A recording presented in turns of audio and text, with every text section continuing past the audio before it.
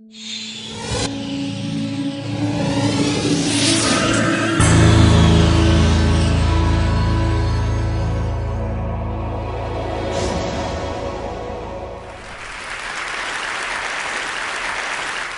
are here today because United Nations have defined goals for the progress of countries. They are called Millennium Development Goals.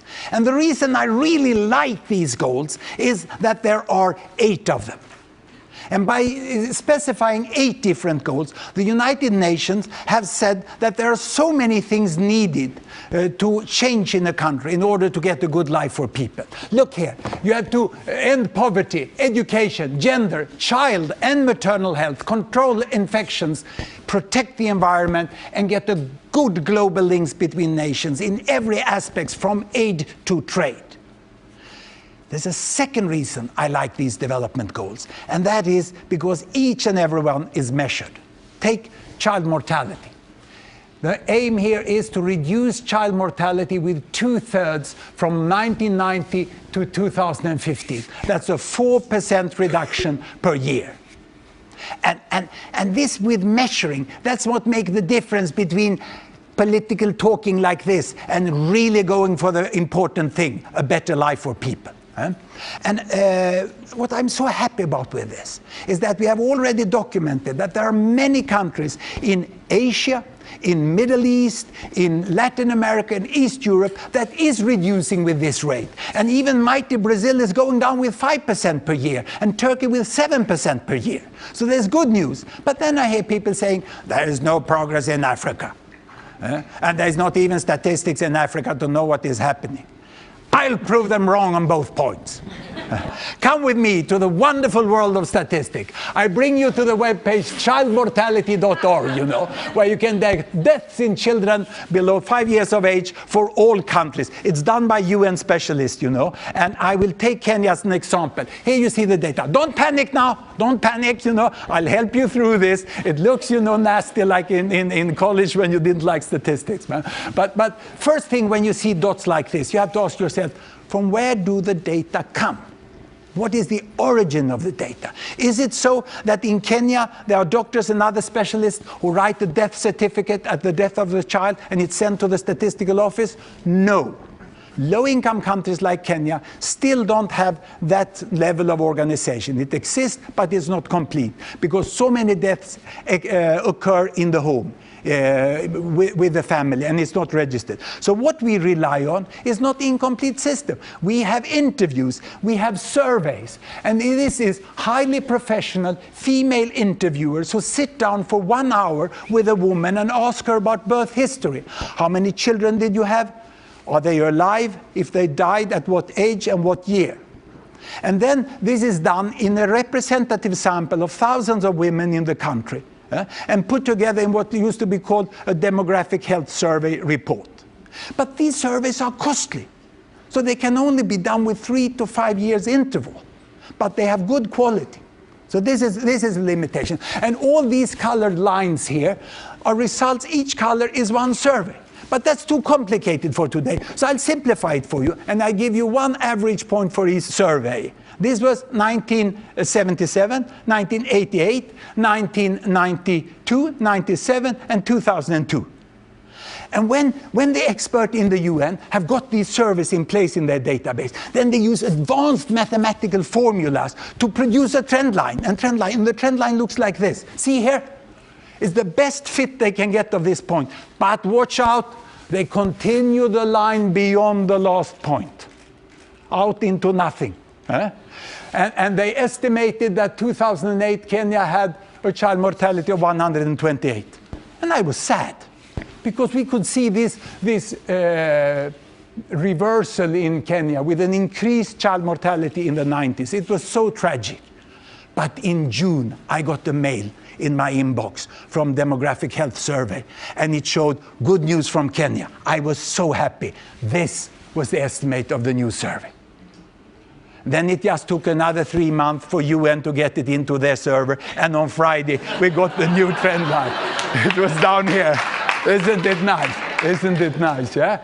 I was actually on Friday sitting in front of my computer, and I saw the death rate fall from 128 to 84 just that morning, you know, so we celebrated. But now, when you have this trend line, how do we measure progress? I'm going into some details here, because UN do it like this. They start 1990, they measure to 2009, they say 0.9%, no progress.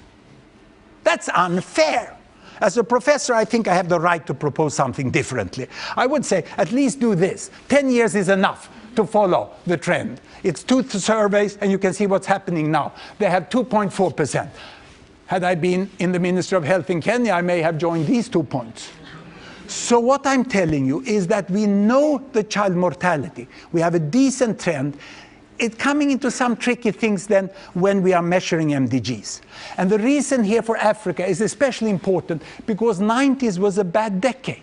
Not only in Kenya, but across Africa. The HIV epidemic peaked. There was resistance for the old malaria drugs until we got the new drugs. We got later the mosquito net in, and there were socioeconomic problems which are now being solved at a much better scale. So look at the average here. This is the average for all of sub-Saharan Africa. And UN says it's a reduction with 1.8%. Now this sounds a little theoretical, but it's not so theoretical. You know these economists? They love money, they want more and more of it. They want it to grow. So they calculate the % annual growth rate of economy. We, in public health, we hate child death. So we want less and less and less of child deaths. So we calculate the % reduction per year. But it's sort of the same percentage. If your economy grows with 4%, you ought to reduce child mortality with 4%. If it's used well and people are really involved and can get the use of the resources in the way they want it. So is this fair now to measure this over 19 years? An economist would never do that. I have just divided into 2 periods. In the 90s, only 1.2%. Only 1.2%. Whereas now, second gear. It's like Africa had first gear, now they go into second gear. But even this is not a fair representation of Africa, because it's an average. It's an average speed of reduction in Africa. And look here, when I take you into my bubble graphs. Still here, child death per 1,000 on that axis. Here we have year. And I'm now giving you a wider picture than the MDG. I start 50 years ago when Africa celebrated independence in most countries. I give you Congo, which was high, Ghana lower, and Kenya even lower. And what has happened over the years since then? Here we go. You can see with independence, literacy improved, you know, and vaccination started, smallpox was eradicated, hygiene was improved, and things got better. But then in the 80s, watch out here, Congo got into civil war, and they leveled off here. Ghana got very fast. This was the backlash in Kenya, and Ghana bypassed, but then Kenya and Ghana go down together, still a standstill in Congo. That's where we are today. You can see it doesn't make sense to make an average of this 0 improvement and this very fast improvement. Time has come to stop thinking about sub-Saharan Africa as one place. The countries are so different, and they merit to be recognized in the same way as we don't talk about Europe as one place. I can tell you that the economy in Greece and Sweden are very different. Everyone knows that. And they are judged each country on how they are doing, you know. So let me show the wider picture. My country, Sweden, 1800, we were up there.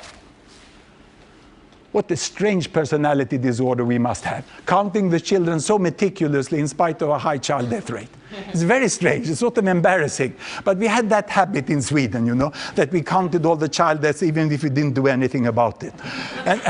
And then you see these were famine years, these were bad years, and people got fed up with Sweden. My ancestors moved to the United States, you know, and eventually soon we started to get better and better here. And here we got better education and we got health service, and child mortality came down. We never had a war. Sweden was in peace all this time. But look, the rate of lowering in Sweden was not fast. Sweden achieved a low child mortality because we started early. We had primary school actually starting in 1842. And then you get that wonderful effect when we got female literacy 1 generation later. You have to realize that the investments we do in progress are long-term investments. It's not about just 5 years. It's long-term investments. And Sweden never reached Millennium Development Goal rate, 3.1% when I calculate. So we are off track. That's what Sweden is. But we don't talk about it so much. We want others to be better than we were. And indeed, others have been better. Let me show you Thailand. See what the success story in Thailand from the 1960s, how they went down here and reached almost the same child mortality levels as Sweden. And I'll give you another story. Egypt, the most hidden, glorious success in public health. Egypt was up here in 1960, higher than Congo. The Nile Delta was a misery for children with diarrheal disease, and malaria and a lot of problems. And then they got the Aswan Dam. They got electricity in the homes. They increased education. And they got primary health care. And down they went, and they got safer water. They eradicated malaria. And isn't it a success story? Millennium Development Goal rates for child mortality is fully possible. And the good thing is that Ghana today is going with the same rate as Egypt did, as its fastest. Kenya is now speeding up. Here we have a problem. We have a severe problem in countries which are at a standstill. Now, let me now bring you to a wider picture of child mortality. I'm going to show you the relation between child mortality on this axis here. This axis here is child mortality.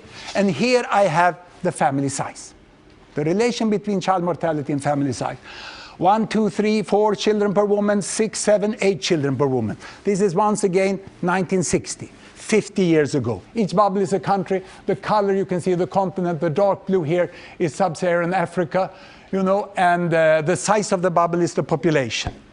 And these are the so-called developing countries. They had high or very high child mortality, and family size 6 to 8. And the ones over there, they were the so-called Western countries. They had low child mortality and small families. What has happened? What I want you now is to see with your own eyes the relation between falling child mortality and decrease in family size. I just want not to have any room, just to see that for yourself. This is what happened. Now I start the world. Here we come down with eradication of smallpox, better education, health service. It got down there. China comes into the Western box here, and here Brazil is in the Western box. India is approaching. The first African country is coming into the Western box. And we get a lot of new neighbors. Welcome to a decent life. Come on, we want everyone down here. This is the vision we have, isn't it? And look now, the first African countries here are coming in. There we are today. There is no such thing as a Western world and developing world. This is the report from UN, which came out on Friday. It's very good. Levels and trends in child mortality, except this page. This page is very bad. It's the categorization of countries.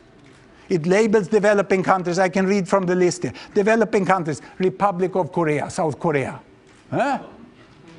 They get Samsung. How can they be developing countries? They have here Singapore. They have the lowest child mortality in the world is Singapore. They bypassed Sweden 5 years ago, and they are labeled developing country. They have here Qatar. It's the richest country in the world with Al Jazeera. How the heck could they be developing countries? This is crap. The rest here is good. The rest is good. We have to have a modern concept which fit to the data, and we have to realize that we are all going to live into this down to here. What is the importance now with the relations here? Look, even if we look in Africa, these are the African countries. You can clearly see the relation with falling child mortality and decreasing family size, even within Africa. It's very clear that this is what happens. And a very important piece of research came out on Friday from the Institute of Health Metrics and Evaluation in Seattle, showing that almost 50% of the fall in child mortality can be attributed to female education. That is when we get girls in school, we will get an impact 15 to 20 years later, which is a secular trend, which is very strong. That's why we must have that long-term perspective, but we must measure the impact over 10 years periods. It's fully possible to get child mortality down in all of these countries and to get them down into the corner where we all would like to live together. And of course, lowering child mortality is a matter of uttermost importance from humanitarian aspects. It's a decent life for children. we are talking about. But it is also a strategic investment in the future of all mankind, because it's about the environment. We will not be able to manage the environment and avoid the terrible climate crisis if we don't stabilize the world population. Let's be clear about that. And the way to do that is to get child mortality down, get access to family planning, and behind that a drive of female education, and that is fully possible. Let's do it. Thank you very much.